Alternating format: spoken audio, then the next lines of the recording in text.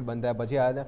ખાસ કરીને જો પરિણામ ઇનલાઇન જોવા મળે છે અનુમાનિત હતા એ પ્રમાણે નફો જો 6600 કરોડ તો વધીને આપણે જોઈશું 7300 કરોડ આજુબાજુ. આવક સામે જો આવક બી ઇનલાઇન એટલે જોઈશું અનુમાનિત મુજબ જ આંકડો જોવા મળે છે 54000 કરોડ હતા વધીને 55300 કરોડ આજુબાજુ. આરપુ સ્લાઇટલી ડિક્લાઇન થયા છે 259 કરોડથી ઘટીને 257 કરોડ ક્વાર્ટર. માર્જિન જો માર્જિન સામે ફ્લેટ રહ્યા છે. એબિટા જો તો એબિટા સ્લાઇટલી આપણને જોઈશું આપણે ઇન્ક્રીઝ થતા જોવા મળે છે. અને કંપની આઈસીઆઈસીમાં જે શેર જારી કરવાની છે ખાસ કરીને એમાં ટોટલ અમાઉન્ટની વાત કરીએ તો 28,200 કરોડના શેર અહીંયાથી કંપની જારી કરશે 1923 રૂપિયા પ્રતિ શેર. આઈસીઆઈસીઆઈ એટલે ઇન્ડિયન કન્ટિનેન્ટ ઇન્વેસ્ટમેન્ટ એના જે શેર જારી કરવાનું છે એટલે જે ભારતી એરટેલ છે જે એરટેલ આફ્રિકામાં 16.31% હિસ્સો અહીંયાથી ખરીદવાની છે. ટોટલ અમાઉન્ટ જે ભાગીદારી હિસ્સો ખરીદવાની છે એ બી સમાચાર પોઝિટિવ છે. આંકડા બી જો અનુમાનિત મુજબ છે એટલે ખાસ કરીને ભારતીય એરટેલ આજે ફોકસમાં રહેશે. નેક્સ્ટ ઓવરઓલ વાત કરીએ તો જોઈશું કે ઓઇલ ઇન્ડિયા બી જો અહીંયા પરિણામ જે પણ ક્રૂડની પ્રાઇસ વધી રહી છે અહીંયા બી જો પરિણામ બેટર સાઇડ જ જોવા મળે છે. કંપની નફો જો 1600 કરોડ આજુબાજુ હતો વધીને 1800 કરોડ જોવા મળે છે. આવક 20%થી ઇન્ક્રીઝ થઈ છે 4900 કરોડથી વધીને 5960 કરોડ આજુબાજુ. એબિટા બી જો 40% આજુબાજુ જમ્પ એબિટામાં છે 1300 કરોડ હતા વધી એબિટા સીધા વધીને આપણે જો 1820 કરોડ આજુબાજુ. અને માર્જિન બી જો તો 400 બેસિસ પોઈન્ટ માર્જિનમાં સુધારો જોવા મળે છે એટલે 24%થી વધીને સીધા 30% આજુબાજુ.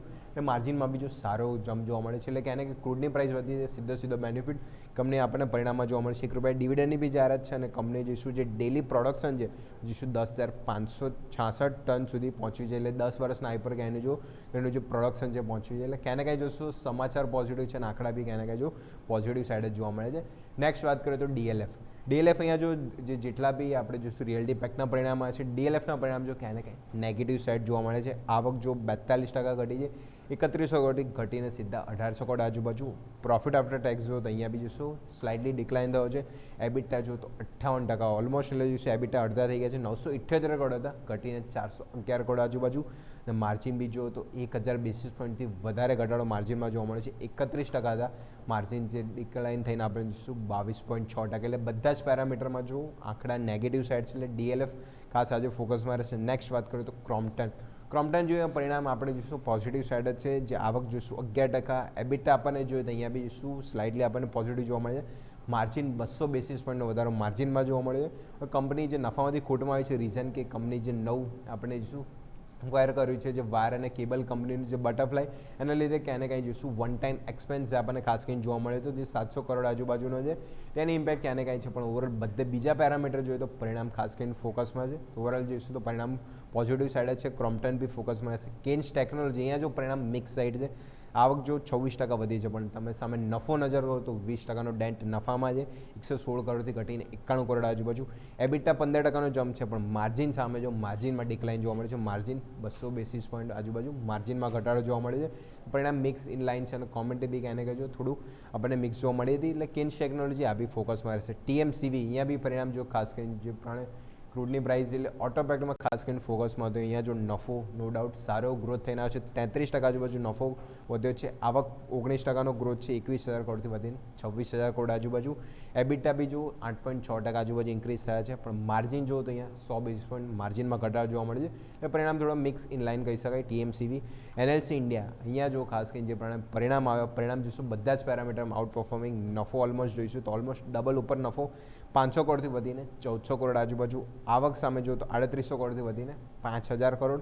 એબિટા જોઈશું તો એબિટા બી ઓલમોસ્ટ આપણને જોઈશું ડબલ થતા જોવા મળે છે 861 કરોડ હતા જે 1780 કરોડ આજુબાજુ. અને માર્જિન બી જોઈએ તો સારો જમ્પ માર્જિનમાં કંપનીએ બતાવ્યો છે 22.5%થી સીધો જમ્પ 35.2% આજુબાજુ. એટલે જોઈશું બધા જ પેરામીટરમાં આઉટ પરફોર્મિંગ આંકડા છે તો એનએલસી ઇન્ડિયા બી ખાસ આજે ડરમાં રહેશે. ભારતીય એક્સાકોમ જે ભારતીય એરટેલના બી આંકડા આપણને જોઈશું ઇનલાઇન તો ભારતીય એક્સાકોમના બી જોઈશું થોડા મિક્સ ટાઈપના પરિણામ છે. નફો 5%નો ડેન્ટ છે પણ સામે આવક 6%નો વધારો જોવા મળે છે 2300 કરોડથી વધીને સીધા 2420 કરોડ આજુબાજુ. એબિટા બી 9% આજુબાજુ જમ્પ છે.